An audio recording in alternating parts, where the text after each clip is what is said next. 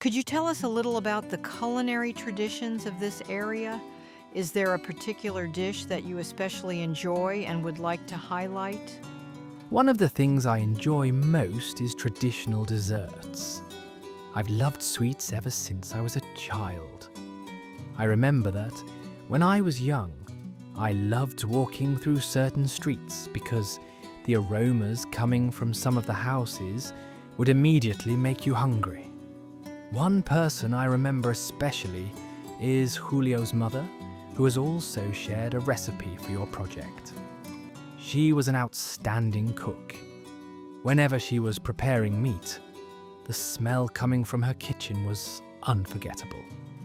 If I had to contribute one traditional recipe to your project, I would choose rice pudding. It was a dessert that was traditionally prepared for special occasions such as Easter and the local festivities around the 15th of August, which is Tábara's annual festival. The recipe itself isn't very different from rice pudding found elsewhere in Spain. However, there was one important local characteristic. In the past, there were many goats in this area. About 3 years ago, I decided to make this recipe again for my YouTube channel, preparing it in the most traditional way possible.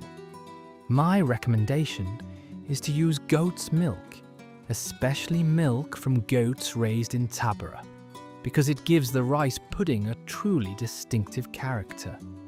To make that recipe, I visited a shepherd friend of mine who will also appear in your project.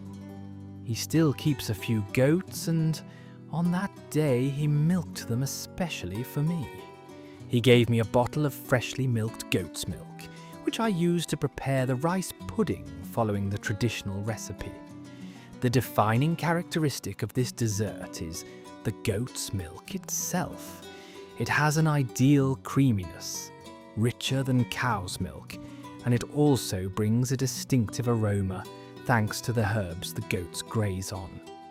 That combination of flavour, fragrance and texture means there's hardly any need to add anything else. The result is simply perfect.